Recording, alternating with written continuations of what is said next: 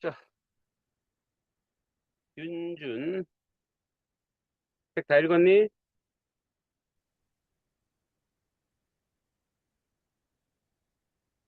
윤준 책 다 읽었어?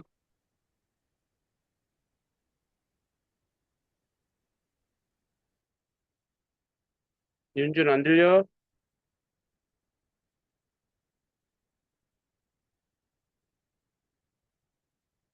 응?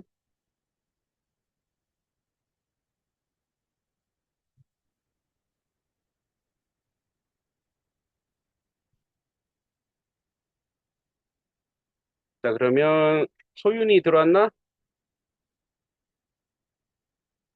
네, 소윤이 책 다 읽었어? 저 반 정도 읽었어요. 안 읽었다고?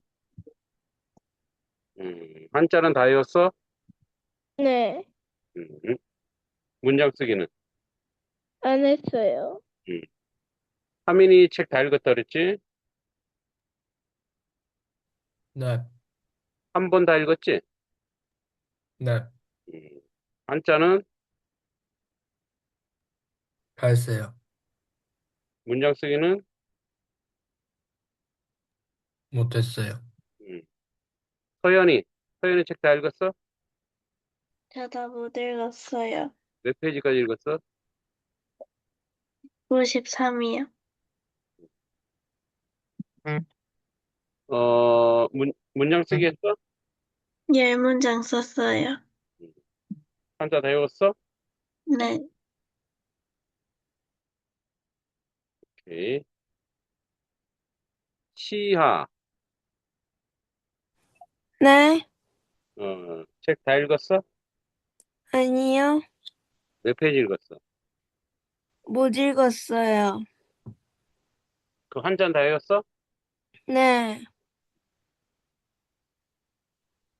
혜윤이 안 들어왔지? 서준이 담비. 그래서 못 들어오나? 지금 안 들어온 게 서준,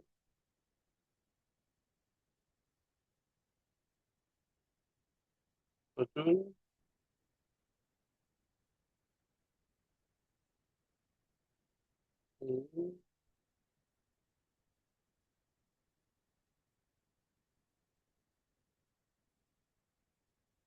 자, 윤준. 예? 내가 아까 불러도 이렇게 대답을 안 해. 아까 정신이 좀 없었어요. 집중해라. 책 다 읽었어? 네, 예측 다 읽었어요. 몇 번? 저 한 번 반 읽었어요. 자, 그러면 한자는 다 외웠어? 네, 한자. 음, 네, 문장 쓰기는? 안 했어요. 음. 자, 그러면 갈목상대. 뭐, 지난번 했죠? 상대방의 학문의 능력이 크게 향상돼 예전과 다르게 새롭게 보였다. 자, 어떻게, 저기, 뭐야. 책을 읽은 사람들은 책이 좀 어려웠어? 한민이 책이 어땠어? 어려웠어? 조금요. 음. 윤준 책이 어땠어? 쉬었어요. 쉬웠어? 음, 그래. 재밌었어? 네, 음, 자, 오케이. 오늘은, 어, 무슨, 오케이. 자, 오늘은 이제 그 역사 인물 퀴즈 세 번째. 자, 윤준, 1번. 1번의 답은 뭘까? 을지문덕. 일지문덕. 자, 그 다음에 소윤이 2번 뭐야? 2번 연계도문? 연개소문.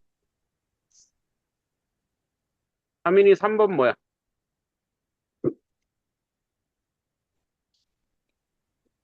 흑치상치. 네, 흑치상지.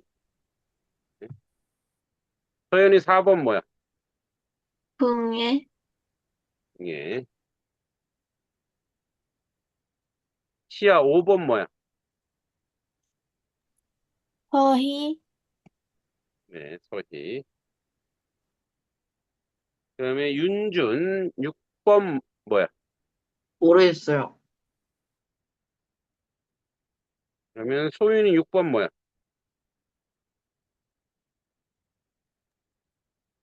강민천, 강민첨. 하민이 7번 뭐야? 묘청이요. 묘총. 이 묘총 되게 중요하죠.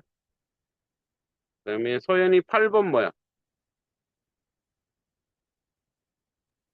김부식, 시야 9번 뭐야?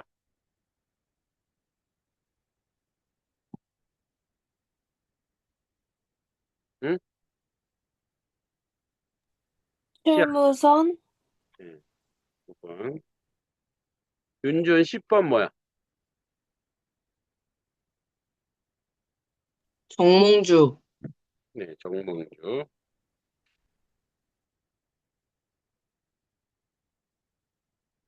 소윤이 11번 뭐야? 세조, 아닙니다. 11번.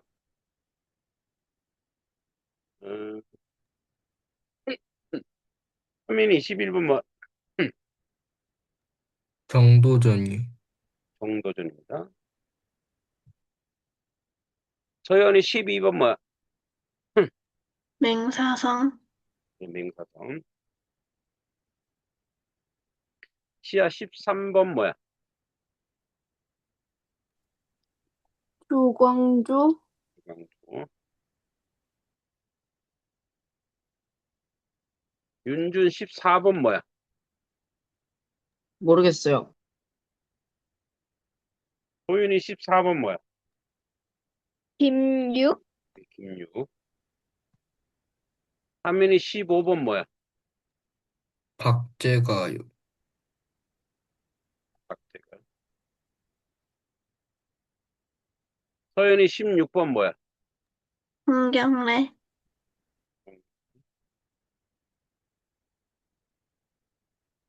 어, 시야 17번 뭐야?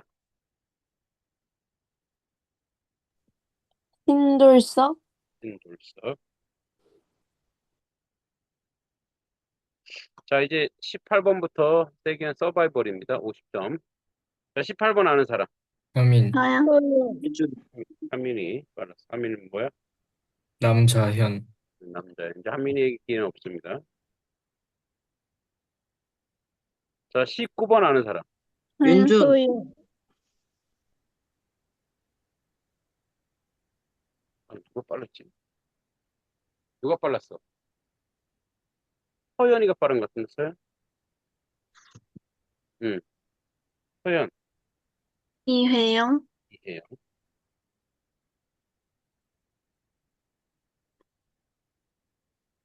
20번 아는 사람. 소윤, 소윤. 뭐야? 지청전 장군, 예, 지충천. 오케이. 자, 오늘은 그 역사적 배경을 좀 공부하도록 하겠습니다. 역사적 배경. 이 집안의 이야기들을 조금. 그리고 이제, 목사님이 쓴 소설은, 실화를 바탕으로 가공한 겁니다. 실화를 바탕으로 가공한 거. 그러니까 이제 소설이죠. 이렇게 두고. 그래서 이제 이 이한사에 대한 역사적인 그런 내용이 있는 화면이 좀 있어서 그거를 한번 보도록 할게요.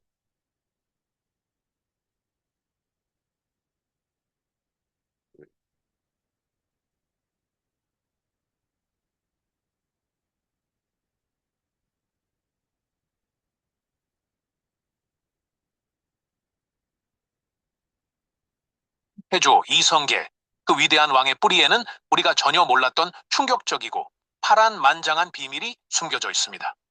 오늘 우리는 그 비밀의 중심에 서 있는 한 인물, 태조 이성계의 할아버지이자 조선 왕실의 기틀을 다진 목조 이한사의 숨겨진 이야기를 파헤쳐 볼 것입니다. 고려 후기 격동의 시대를 살았던 목조 이한사는 단순한 조상이 아니었습니다. 그는 자신의 운명을 개척하며 수많은 백성을 이끌었던 카리스마 넘치는 리더이자 탁월한 지략가였습니다. 그의 본명은 이한사, 호는 송헌이었으며 전주이시의 대성으로 불리는 명문가의 후손이었습니다. 신라시대 사공이한으로부터 시작된 그의 가문은 대대로 벼슬을 하며 명망을 쌓아왔고 이한사는 바로 그 찬란한 혈통의 17대 손이었습니다. 모든 비극의 시작은 바로 그의 고향 전주였습니다. 20살 남짓의 젊은 이한사는 그야말로 하늘 아래 거칠 것 없는 호방한 기상과 남다른 용맹을 지닌 인물이었습니다. 하지만 그를 둘러싼 운명의 소용돌이는 예상치 못한 곳에서 시작되었죠. 단 한 번의 사소한 광의 사건이 그의 평온했던 삶을 송두리째 뒤흔들며 가문의 존망을 위협하는 거대한 폭풍으로 변모합니다. 산성별감과의 갈등은 주관과 안렴사의 귀에까지 들어가고 이들은 이한사를 제거하기 위해 군사를 동원하려 합니다. 목숨이 위태로운 절체절명의 위기, 이한사는 과연 어떤 선택을 해야 했을까요? 하지만 그는 혼자가 아니었습니다. 그의 비범한 용맹과 지략, 그리고 사람을 끄는 카리스마는 이미 전주 백성들의 마음을 사로잡고 있었습니다. 그가 위험에 처하자 놀랍게도 170여 가구의 백성들이 자발적으로 정든 고향 전주를 등지고 그와 함께 길을 나섭니다. 이는 단순한 도피가 아니었습니다. 목숨을 건 대장정, 새로운 공동체를 향한 희망의 여정이었죠. 그들은 강릉도의 삼척현으로 옮겨가 새로운 삶의 터전을 일굽니다. 삼척에서 이한사는 잠시 평화를 누리는 듯했습니다. 그는 15척의 배를 직접 만들어 외구의 침략에 대비하며 백성을 지키는 데 온 힘을 쏟았습니다. 그의 리더십 아래 백성들은 안정과 희망을 찾았습니다. 그러나 평화는 오래가지 못했습니다. 몽골의 야굴 대왕이 군사를 이끌고 여러 고을을 침략해오자 이한사는 두타산성을 지키며 백성들을 보호했습니다. 하지만 설상가상으로 과거의 악연, 현주에서 그를 위협했던 산성별감이 새로운 안렴사로 부임한다는 소식이 들려옵니다. 또다시 찾아온 위기, 이한사는 이제 어디로 가야 할까요? 그는 다시 한번 거대한 결단을 내립니다. 이번엔 바다였습니다. 가족과 170여 호의 백성을 이끌고 동북면 의주, 지금의 덕원으로 향하는 험난한 백길에 몸을 싣습니다. 망망 요건 요 사람이 지금 잘못 알고 있는 거야. 전주에서 그 전주에서 뭐지?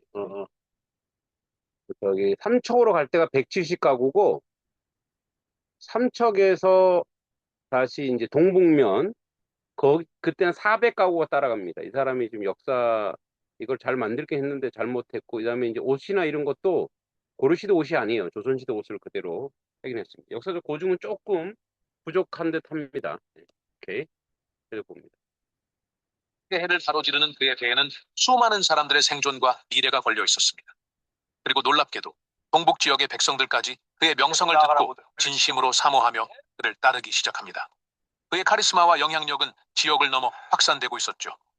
고려는 이한사의 영향력을 더 이상 무시할 수 없었습니다. 그의 세력이 커지자 고려는 그를 의주 병마사로 임명하여 고원을 지키고 원나라 군사를 방어하게 합니다.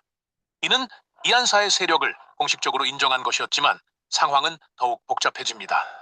당시 쌍성 이북 지역, 즉 영흥 일대는 이미 원나라의 개원로에 소속되어 있었고 원나라의 산길대왕은 철령 이북 지방까지 노리고 있었습니다.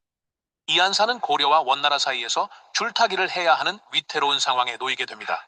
산길대왕은 이한세에게 2번이나 원나라에 항복하기를 권유합니다. 고려에 대한 충성심과 백성의 안위를 지켜야 하는 이한사. 그는 과연 어떤 결정을 내렸을까요? 이 선택은 그의 가문, 나아가 한반도의 미래를 결정할 중대한 기로였습니다. 그는 고뇌 끝에 결단을 내립니다. 결국 이한사는 김본호 등 1천여 호의 백성을 이끌고 원나라에 항복합니다. 하지만 이는 단순한 굴복이 아니었습니다. 평양의 백성들까지 그의 위세와 명망을 듣고 자발적으로 따랐으니 이는 그의 리더십과 영향력이 얼마나 대단했는지 보여주는 증거였습니다. 산길대왕은 이한사의 항복을 크게 기뻐하며 그를 극진히 대접합니다. 성대한 연회를 베풀어 즐거운 술자리를 마련하고 연회 막바지에는 직접 옥배를 이한사의 품에 넣어주며 말합니다. 공의 가인이 우리 두 사람의 서로 친하는 지극한 정리를 알겠습니까? 부족하나마 옥배로서 저의 정을 표시할 뿐입니다. 그리고 영원히 서로를 잊지 말자 맹세하죠. 이한사는 이에 화답하여 공종의 딸을 산길 대왕에게 아내로 줍니다. 이는 단순한 항복이 아닌 강력한 정치적 동맹이자 미래를 위한 전략적 선택이었습니다. 이 옥바에는 단순한 선물이 아니라 두 세력 간의 굳건한 약속을 상징하는 것이었습니다. 이후 이한사는 수로와 육로를 거쳐 시리, 즉 이성에 이르고 마침내 개원로 남경의 알동에 정착합니다.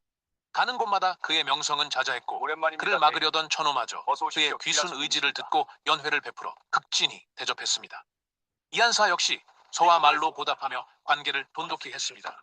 치154 4년 그는 마침내 알동에 뿌리를 내립니다. 이곳은 훗날 그의 가문이 거대한 제국을 건설하는 데 필요한 힘을 기르고 조선 건국의 중요한 기반이 되는 터전이 됩니다. 목조 이한사, 그는 한 번의 사소한 실수로 고향을 떠나야 했지만 그 과정에서 수많은 백성을 이끌고 새로운 터전을 개척했습니다. 몽골이라는 거대한 제국 앞에서 불복이 아닌 전략적 동맹을 택하며 가문의 세력을 키웠죠. 그의 파란만장한 삶은 단순한 개인의 역사가 아니었습니다. 훗날 그의 손자 이성계가 조선을 건국할 수 있었던 그 위대한 씨앗을 뿌린 위대한 여정이었습니다. 한 남자의 용기와 지혜, 그리고 백성을 이끄는 카리스마가 어떻게 역사의 물줄기를 바꿀 수 있는지 목조 이한사의 이야기는 우리에게 깊은 울림을 줍니다. 여러분은 이 이야기에 대해 자, 이제 이렇게 영상으로 이렇게 보긴 했는데 역사적 사실은 조금 틀린 게 조금 있긴 합니다. 자, 그러면 이 텍스트로 한번 봅시다. 자, 전지시조는 이한으로 전해진다. 이한. 전주이시 시조 이한은 통일신라 시대에 사공이라는 높은 벼슬을 지닌 여기서 높다는 그게 아니고 이 성곽 수리하는 그런 관직입니다. 조선왕건 태조 이성계의 21대조고 전주 지역의 터를 잡고 살았던 토착 세력으로 1899년 고종에 의해 그의 묘가 있는 건지산에 조경단을 세워 조선 왕조 시조로 확고히 인정받았다. 자, 이하는 그렇고요. 자, 이제 조선 왕실의 정통성을 강조하는 문맥에서 이한보다 훨씬 뒤 인물들 목조 이안사, 익조 이행리, 도조 이춘, 환조 이자춘. 이게 이제 여러분들이 나중에 지금 고등학생들도 있구나. 용비어천가에 나옵니다. 용비어천가 3장부터 목익도환 나옵니다. 목조, 익조, 도조, 환조, 태조, 이성계 이렇게까지. 자, 더 직접적으로 중요하게 다루어집니다. 특히 용비어천가는 전주이시 전체의 먼 시조를 노래한 책이 아니라 조선 왕실 건국 계보를 찬양하기 위해 목조에서 태종까지 6대를 해동 용용, 해동은 뭐냐면 여기 한반도 우리나라를 얘기 해동의 6용이다 형상화 작품이다 이런 얘기죠. 용비어천가 말하는 육룡은 목조 이한사, 자 목익도환이야. 목익도환 태태, 목조, 익조, 도조, 환조, 태조, 태종 이방원까지. 이 작품은 세종 때, 그래서 세종 때 지었죠. 세종 때. 예, 정인지, 후 신하들이 지었죠. 얘네들이 새 왕조 건국이 우연이 아니라 하늘의 뜻에 따라 정당한 역사다. 그래서 그 역사의 정당성을 하기 위해서 용비어천가에 있습니다. 정을 백성과 신하들에게 설득하는 목적으로 강했다. 그래 단순히 조상을 열거하는 데 그치지 않고 선대 이동과 고난의 성장 과정을 모두 천명, 하늘의 뜻이다. 이렇게 해석합니다. 특히 목조 이한사는 태조 이성계의 고조부입니다. 본가는 전주고 조선 건국 뒤에 추천되어 목조가 되었고 역사의 자료를 보면 이 안사는 전주의 토 세력이고 무반 가문의 출신이죠. 조선 왕실 계보가 역사 속에 비교 또렷하게 드러나기 시작한 지점도 바로 이 이안사입니다. 그리고 그의 아들 이행리 목조 아들로 북방 지역 가문을 기반으로 이어간 인물입니다. 그다음에 그의 손자 이춘, 익조 뒤를 잇는 인물로 조선 건국의 선대 계보 안에서 중요한 위치를 차지합니다. 그래서 용비어천가에서 목조, 익조, 도조, 한조의 행정 하나의 큰 흐름으로 묶고 전주에서 삼척 그리고 북방으로 이동한 가문의 여러 고초를 거치면서 점차 기반을 쌓아 마침내 태조에 이른다는 그죠? 그러니까 태조가 이제 이성계가 저쪽에 함흥 쪽에 큰 세력을 잡을 수 있었던 거는 실제적으로 목조에서부터죠. 목조에서부터. 그래서 이제 목조가 되게 중요합니다. 그 목조의 영향, 그 목조가 아니었으면 사실 이성계도 존재하지 않았죠. 그래서 이제 그런 부분도 기억해 두시고 한조 이자춘은 태소 이성계 아버지고 한조 때 이르면 가문의 북방기를 훨씬 더 뚜렷해지고 몽골, 원, 고려, 여진 세력 사이 군사적 영향을 가진 유력한 가문. 그래서 이 이성계의 부하들 중에 원나라 사람들이 많았어요. 원나라 사람들이. 그죠? 그래서 태조 이성계에 등장하게 되므로 한조는 조선 건국 직전 단계 인물이라 할 수 있다. 자, 태조 이성계는 뭐 우리가 너무나 잘 아는 창업 군주이죠. 예. 그래서 자, 이 목조 이한사 이주는 이한사는 원래 전주 토호, 토호는 이제 지방 유지라는 얘기예요. 유지. 관기를 둘러싼 문제로 전주 지주와 산성 별감의 비위를 거스르게 되었고 처벌을 피하기 위해 가솔과 토창의 170가구를 끌고 전주 떠나 삼척으로 이주합니다. 그러니까 삼척으로 가는 배경이 이 이제 설에 의하면 이 이한사의 여기도 나오죠. 우리 소설에도 이한사의 부인이 삼척 사람으로 이제 이렇게 알려져 있습니다. 이 내용은 매우 중요합니다. 목조 이동 혼자 도망쳐 떠난 것이 아니라 이미 상당한 사람을 거느린 유력한 집단이야. 그러니까 사람들에게 리더십이 있었던 거죠. 예, 우리 책에 나오듯이 상당한 사람들을 거느린 유력한 집단의 이동이었던 때문이고, 즉 그의 이주는 단순한 개인사라기보다 하나의 세력의 이동이었다. 그런데 삼척에서도 정책에 오래가지 못합니다. 삼척에서 정착하는데 얼마 지나지 않아 공교롭게도 전주에서 이안사와 갈등을 빚었던 인물들이 다시 그 지역과 연결되면서 상황이 불안해지고 이안사는 1253년 다시 일행을 이끌고 바닷길로 덕원부, 지금의 의주 지역으로 갑니다. 이제 배를 만들어 놓죠. 이때 전주에서 따라온 사람들뿐 아니라 삼척의 덕원에 새로 합류된 사람이 많아서 더 큰 족단을 이뤘다고 합니까? 400가구, 400가구니까 두 배가 넘죠. 그래서 한 2, 3천 명이 따라갑니다. 이전을 보면 목조는 이주는 한 번의 피난이 아니라 전주에서 삼척으로 다시 동원으로 이어진 연속적 북상 과정이었다는 걸 알 수 있고. 자, 목조 이주는 용비어천과 단순한 현실적 도피로는 그리지 않고 용비어천과 목조 익조 이동은 중국 고대 성왕 이주와 서사를 나란히 배치하면서 이 가문의 이동이 장차 왕조를 세울 기틀을 마련했다는 얘기죠. 그죠? 여정으로 해석합니다. 이게 이제 정당성이에요. 왕조 정당성. 다시 말해 실제 역사에서는 지방 권력 다툼 생존의 문제가 컸겠지만 조선 왕실의 공식에서는 그것이 하늘의 뜻을 받들어 먼 곳으로 옮겨가며 기반을 닦는 과정으로 재구성했다는 얘기죠. 그래서 전주 이씨 시조 이한이지만 실제 핵심은 목익도한 목조, 익조, 도조, 한조로 이어진다. 이 목조, 익조, 도조, 한조 뜻이 있습니다. 목조는 온화하다는 뜻이, 온화하, 공경스럽다. 익조는 날개, 보호자하다, 많이 도와줬다 이런 얘기야. 나중에 다 죽은 다음에 이거 올린 거. 이 도조는 법을 완성했다. 한조는 크다. 그래서 뭐냐면 목조 덕과 보좌와 기여하고 질서와 기준을 잡고 힘과 위험을 갖췄다. 뭐 이런 이제 자기 나름대로 정당성을 만들기 위해서 억지로 이렇게 꾸며낸 것으로 볼 수밖에 없어요. 오케이. 자, 그러면 이제 문제 봅시다. 전주이시 전체 시조 알려주는 인물 이한이죠. 조선왕실 건국 계보를 설명할 때 시작점으로 중요하게 다뤄주는 인물은 누구입니까? 이한사. 자, 용비어천과 찾은 육룡. 육룡은 빼는 거, 육룡이 아닌 거. 목익도한 태태인데 이한은 아니죠. 용비어천 어느 왕 때 만들어졌습니까? 세종 때 만들었습니다. 용비어천과 주된 목적은 조선 건국의 정당성을 강조합니다. 용비어천가에서 말하는 첫 번째 선대 인물은 누굽니까? 목조 이한사. 목조 이한사 아들로 북방의 가문의 기반을 이어간 인물은 익조 이행미. 익조 뒤에 이어 가문의 대부를 잇는 인물은 도조 이춘. 태조 이성계 아버지 한조 이자춘. 조선을 건국한 인물 태조 이성계.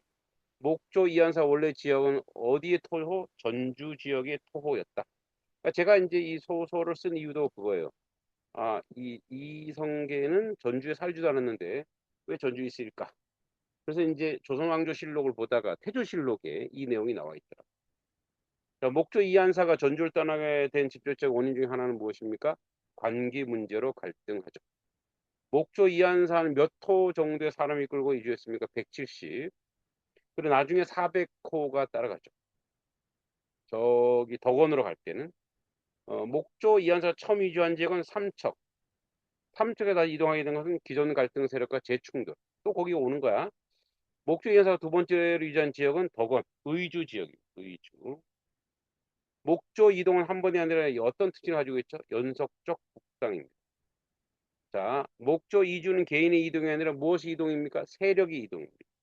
용비어천가에서 목조 이주는 어떻게 해석합니까? 하늘의 뜻에 따른 이동.